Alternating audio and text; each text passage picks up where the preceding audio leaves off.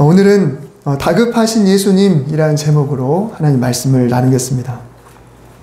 이 성경책을 탈탈탈탈 털면 사랑이라는 두 글자가 나온다라는 말이 있습니다. 사람에게는 사랑해라 라고 말씀을 하셨습니다. 먼저 위로 하나님을 사랑하고 아래로 이웃을 사랑해야 된다 라고 말씀하셨고요. 예수님은 이 두 가지를 같은 수준으로까지 여기면서 사랑하라고 말씀하셨어요. 첫째, 주 너의 하나님을 사랑하라. 둘째도 이와 같으니 내 이웃을 내 몸과 같이 사랑하라. 그래서 이 땅을 살아가는 우리는 하나님 사랑과 이웃 사랑이 균형을 이루어야 된다라는 말씀을 하나님이 해주셨습니다. 그리고 사람에게는 사랑하라고 말씀하신 하나님은 요한 1서에서 당신 자신에 대해서 이렇게 말씀하셨습니다. 하나님은 사랑이시라. 즉 나는 사랑이다. 내가 사랑이다. 무슨 말인가요? 하나님 자체가 사랑이고 사랑 덩어리, 그냥 까도 계속 까도 사랑만 나오는 그런 양파와 같은 그런 분이 바로 하나님이시다. 하나님 자신이 그런 분이라고 선포하고 계십니다. 당신도 사랑이고 우리도 사랑해야 되고, 그래서 위로 하나님 사랑, 아래로 이웃 사랑, 그리고 하나님 당신도 사랑. 그러니 성경책을 털면은 사랑이 나온다라는 것입니다. 그래서 우리가 하나님의 사랑이 무한하다라는 표현을 자주 하는 겁니다. 그래서 저도 기도하다 보면 이제 기도하는 사람마다 습관이 있잖아요. 그러면 사랑과 은혜가 무한하신 이런 표현을 늘 이렇게 하고 기도를 시작하죠. 그래서 우리는 무한하신 사랑의 의지에서 하나님 앞에 나아갑니다.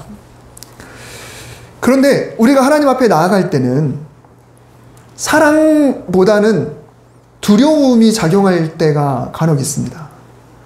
사랑이 너무 좋아서, 그리고 그 사랑이 있기 때문에 그 사랑의 의지에서 나아가는 것이 아니라 혹시라도 내가 이렇게 안 하면 뭔가 좀 찝찝해서, 혹은 벌 받을까봐, 하나님이 혼내실까봐 이런 마음으로 울며 겨자 먹기 식으로 하나님께 나아가는 경우도 있습니다. 물론 항상 그렇지는 않지만, 근데 어떤 성도들은 그 정도가 좀 심한 경우가 있어요.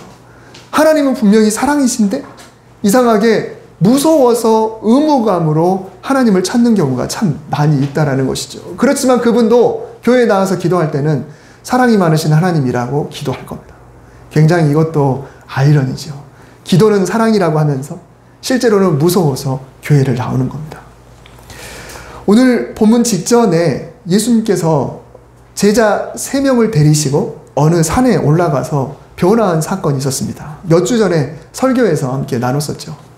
산 위에서 예수님이 모세와 엘리야와 만나시고, 그리고 밝은 빛으로 옷까지 그냥 얼굴 전체가 환한 빛으로 변화되셨습니다. 그래서 곁에 있던 베드로가 이곳에 천막 3개를 지어 드리겠습니다. 어디 가지 말고 이곳을 처소로 삼으셔서 여기 계속 우리 함께 지냈으면 좋겠습니다 라고 했더니 하늘에서 음성이 들리죠.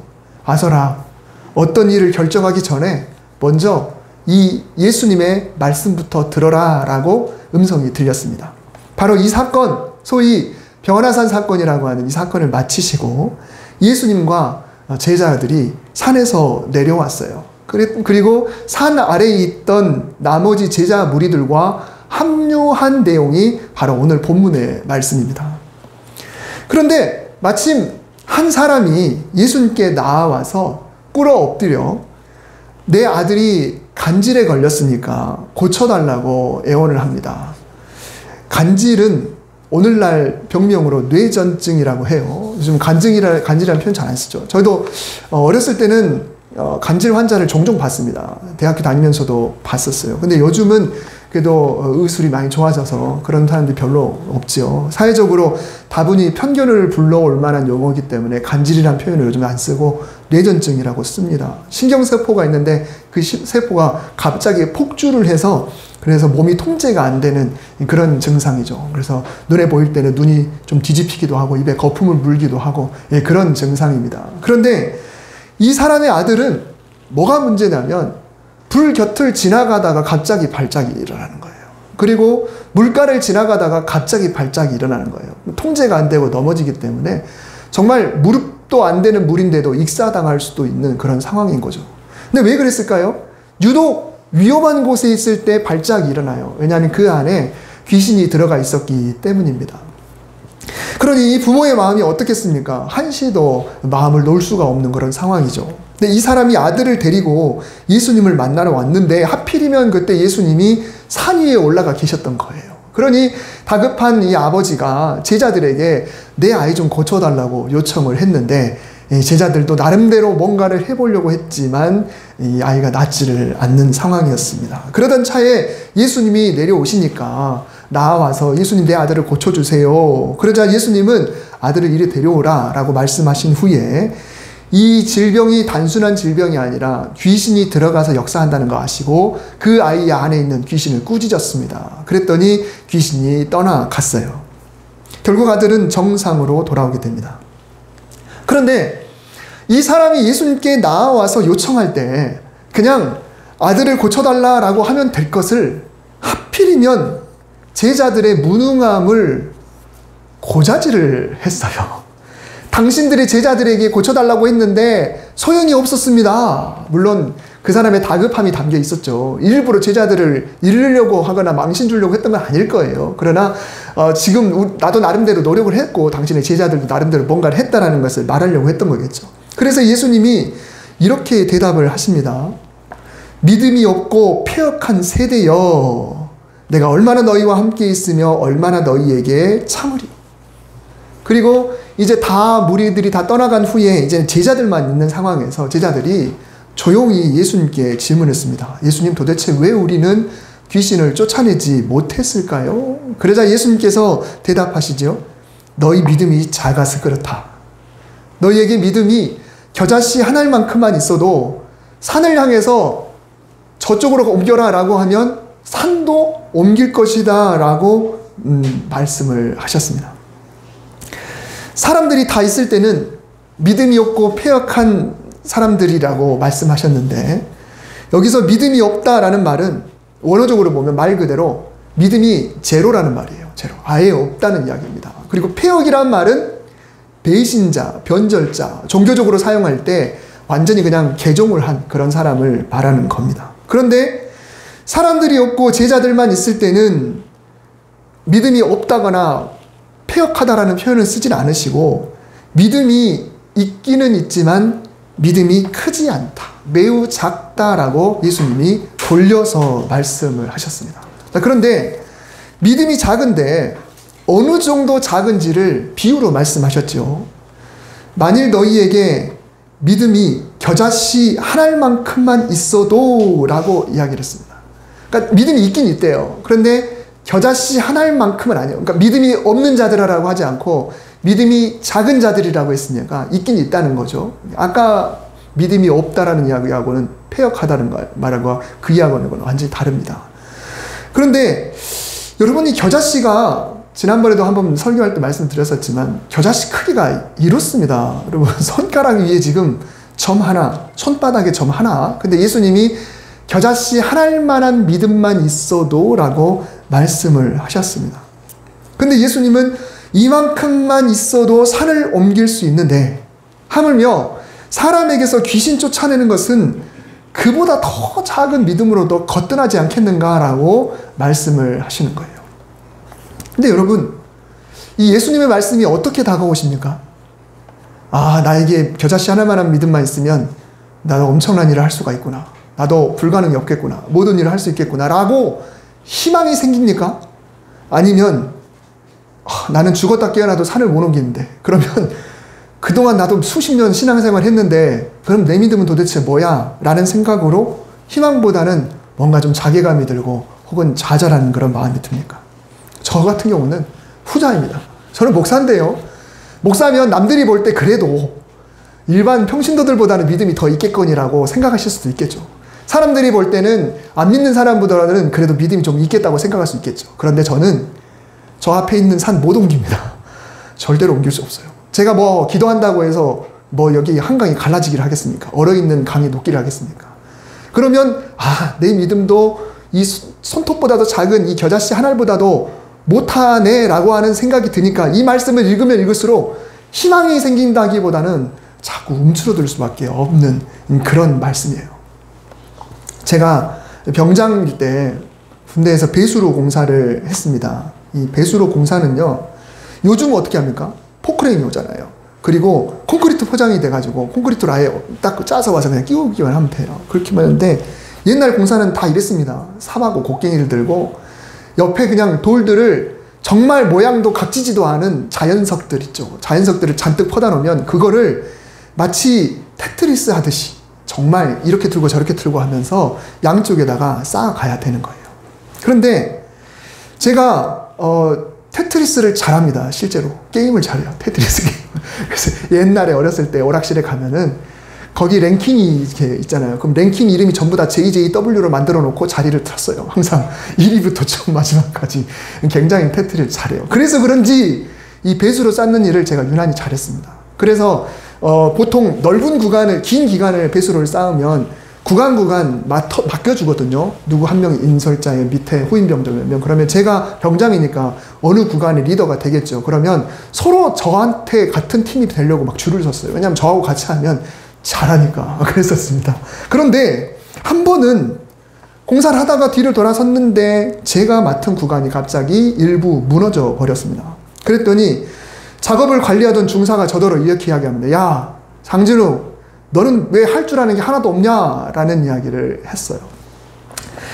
병장이면 웬만한 거 다 할 줄 알고요. 더군다나 배수로 쌓는 것은 제가 잘한다고 소문이 나 있는 정도인데 그렇게 이야기를 하니까 굉장히 기분이 나빴습니다. 그냥 그거 하나 무너졌다고 해서 저를 싸그리 다 몰아서 너는 왜 할 줄 아는 게 하나도 없냐라는 이야기를 했습니다. 근데 사실 그 중사는 원래 말을 그렇게 하는 사람이에요. 언제나 비꼬기를 좋아하고 사기를 저하시키고 괜히 그냥 깐죽대는 그런 스타일이어서 늘 그냥 그렇게 사람의 마음을 상하게 하는 사람이었습니다. 병사에 대한 애정이라고는 전혀 없는 그런 사람이었습니다. 오늘 영화 한 편을 잠깐 또 한번 보고 말씀을 나누겠습니다. 8월의 크리스마스라는 영화를 혹시 기억하시는지 모르겠어요. 우리 어린 학생들은 전혀 모르겠죠. 1998년에 개봉했던 영화입니다. 당시에 최고 인기 배우였던 한석규 그리고 심은하 씨가 주연을 맡았던 영화인데 아주 잔잔하면서도 가슴이 아련한 그런 영화입니다. 이 영화의 배경이었던 초원사진관은 지금 군산에 있어가지고 군산 여행 가면은 거기 필수 코스로 아주 유명합니다. 그 앞에 서서 인증샷을 찍는데 지금은 간판을 새로 교체를 했더라고요. 근데 아무튼 지금도 사람들이 찾아가는 것이죠. 간단하게 스토리를 말씀드리자면 사진관을 운영하는 이 젊은 남자가 있습니다. 그리고 이 심은하는 불법 주차 단속하는 단속반이고 지금 입고 있는 복장이 유니폼이에요. 그런데 이 남자는 중병에 걸렸어요. 그 병이 뭔지는 정확하게 영화에서 나오진 않지만 그래서 시한부 인생을 살아가고 있습니다. 근데 여자는 그걸 모르고 이 남자에 대한 그런 사랑의 마음이 점점 싹트고 있고 이 남자도 그런 마음이 싹트고 있지만 결국 남자는 자신이 세상을 떠날 거기 때문에 적극적으로 나서지 못하는 그런 안타까운 스토리인데 여기서 영화의 한 장면을 보겠습니다. 이 남자 주인공은 아버지와 단 둘이 살고 있어요. 아버지 연로하셨고 점점 이렇게 총명이 사라지고 있는데 이 아버지는 늘 아들을 의지하고 이 아들은 아침에 밥을 하고 그리고 살림을 다 하고 밖에 나가서 이제 사진관 일을 도맡아 보고 다시 돌아오면 또 아버지 저녁도 찾아드리고 TV도 보고 어느 날은 아버지가 보고 싶은 비디오 테이프를 빌려왔습니다. 그런데 그거를 비디오 테이프를 넣어도 본인이 작동을 시키지를 못해요. 리모컨 버튼을 만질 줄 모릅니다. 그래서 이 아들이 오기만을 기다리고 있었습니다.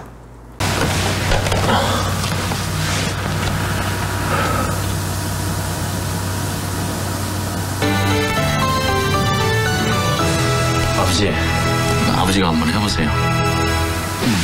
제가 설명을 드릴게요.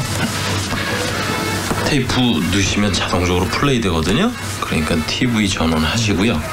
그리고 요거를 TV 쪽으로 요 단추를 하신 다음에 채널 4로 이렇게요. 4번이죠. 맞추시면 돼요. 자, 다시 전원 끌게요. 자, 해보세요.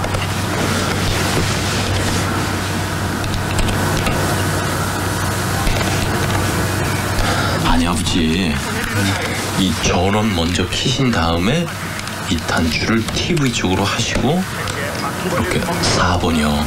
전원 먼저 키셔야 돼요. 자, 전원 끄고. 자. 전원 먼저 하셨네요. 그죠? 그렇죠. 아유, 전원 키신 다음에 이 단추를 TV 쪽으로 올리셔야죠. 그리고 4번 나오잖아요. 다시요. 아 그러니까 이거 비디오 아니야? 자 전원하고 아야 전원 키신 다음에 TV로 올리시고 4번이요. 요 해보세요. 이 사랑 얘기 오늘 여러분을 모시고 함께한다. 자 보시죠.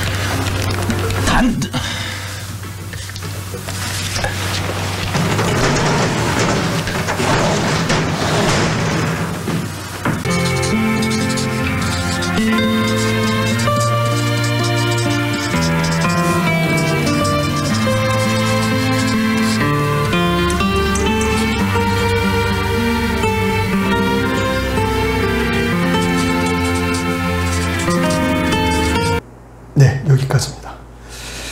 자, 여러분 보기만 해도 지금 느껴지시죠? 지금 이 주인공은 본인이 금방 세상을 떠납니다. 그러면 남아있는 아버지가 혼자 못하실까봐 나름대로 가르쳐드리다가 그게 안 되니까 결국은 종이에다가 쓰는 거예요. 근데 제가 이렇게 편집을 했지만 앞에 책상에 앉아서 고민하는 시간이 한참 갑니다. 그러다가 매직을 꺼내서 이걸 쓰기 시작하는 거예요. 오늘 본문의 사건이 일어난 시기는요, 예수님께서 공생의 마지막 해에 고난받으시러 예루살렘을 출발하기 위해서, 예루살렘 성으로 출발하기 직전의 그런 장면입니다. 제자들이 3년간 함께 했으니까 예루살렘 성에 이제 금방 가게 되는데, 이제 제자들도 어느 정도 수준에 도달해 있어야만 하는 그런 시기라는 거예요.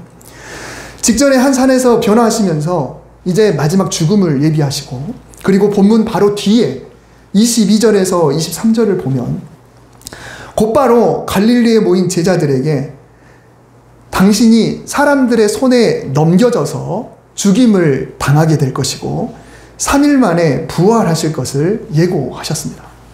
말 그대로 마지막을 향해 가시면서 이제 마음의 준비를 좀 하라라고 하는 것이죠. 예수님이 지금 제자들에게 어떤 심경으로 말씀을 하셨을까요? 왜 이렇게 믿음이 없어?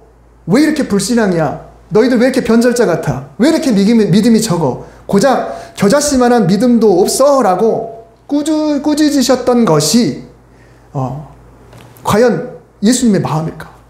당장 배수로 일부가 무너졌다고 너는 왜 할 줄 아는 게 지금도 하나도 없어? 너 병장식이나 된 것이 라고 말하는 그런 추궁하듯이 조롱하듯이 정말 그렇게 그런 말로 하신 말씀일까? 아니면 남아있는 이 노인이신 아버지가 홀로 됐을 때 못할까봐 죽음을 준비하는 그런 아들의 꾸짖음일까? 두 꾸짖음의 차이가 무엇일까요? 바로 사랑이라는 거죠. 사랑이 그 안에 있는가 없는가라는 차이라는 것입니다. 제자들과 이제 곧 흩어져서 곧 작별하시게 될 예수님께서는 이제는 당신 없이 남아서 교회를 이어가고 복음을 전파해야 할 제자들이 여전히 연약한 모습을 보시면서 너무 마음이 아프시고 그리고 너무 다급하셨던 거예요. 이제 얼마 안 남았는데 도대체 어쩌면 좋은가라고 하는 것입니다. 오늘 하나님은 사랑이시라 라는 진리의 말씀을 우리가 이미 알고 있으면서도 하나님의 그 사랑을 그냥 막연하게 하나님은 사랑이야 라고 이렇게 알 것이 아니라 하나님은 사랑 자체이시다. 하나님은 사랑 덩어리시다. 하나님이 우리에게 어떤 마음을 품고 계시다 라고 하는 것을 우리가 한번 되짚어 봤으면 좋겠습니다. 하나님은 사랑이시라는 말씀은요, 단순한 성구가 아닙니다. 하나님은 뭐라고 말씀하시냐면 당신의 사랑이 허다한 죄를 덮는다라고 말씀하셨어요. 허다한 죄를 덮는다. 하나님은 사랑 덩어리신데 모든 죄를 다 덮는다. 그래서 우리가 혼날까 두려워서 하나님을 찾는 것이 아니라 사랑 때문에 그리고 사랑을 의지해서 하나님을 찾는 것입니다. 제가 영상의 화면을 좀 잠깐 준비하겠습니다. 최근 젊은이들에게 인기 있는 무빙이라는 드라마가 있습니다. 근데 한 여학생이 고3 2학기가 되도록 문과를 준비했어요. 근데 이 문과 입시를 준비했는데 갑자기 체대를 선택했습니다. 근데 아버지가 걱정하실까봐 차마 말을 못하고 있노라고 자기 친구에게 고민을 털어놨어요. 아버지가 염려하시고 얼마나 걱정하실까. 그랬더니 친구가 이렇게 말합니다. 몰라서 걱정하지 알면은 걱정 안 하셔. 우리 엄마가 그랬어. 걱정은 잠깐이고 응원할 수밖에 없대. 그게 부모의 마음이래. 여러분, 하나님은 사랑하시기로 작정하신 분이세요. 그리고 사랑해 주려고 작정하신 분이십니다. 늘 안길 품을 마련해 놓고 그저 오기만을 바라는 분이세요. 죄를 지으면 회개할 수 있도록 돕는 분이시고 또 돌이킬 수 있도록 응원하는 분이시고 힘들고 넘어지면 일어나라고 응원하는 분이십니다. 그리고 하나님 앞에 뭔가 죄인스럽게 늘 풀이 죽어 있거나 고개 숙이고 있으면 그 머리를 들라고 응원하는 분이 바로 하나님이십니다. 예수님께서는 제자들에게 산을 옮길 만한 작은 믿음도 없다라고 말씀하셨는데 그게 본심이 아니라는 것을 우리가 어디서 찾을 수 있냐면 고린도전서 13장에서 볼 수가 있습니다. 하나님은 사도 바울을 통해서 기가 막힌 반전의 말씀을 하나 주셨어요.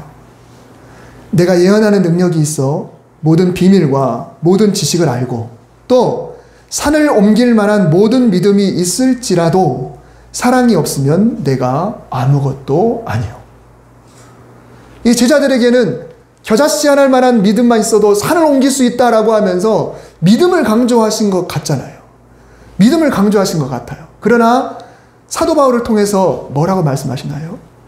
산을 옮길 만한 그런 믿음이 있어도 사랑이라고 하는 것 앞에는 아무것도 아니다 라고 말씀을 하신 겁니다. 하나님의 관심은 정작 우리에게 산을 옮길 만한 믿음이 있는지 없는지 여기에 있지 않아요.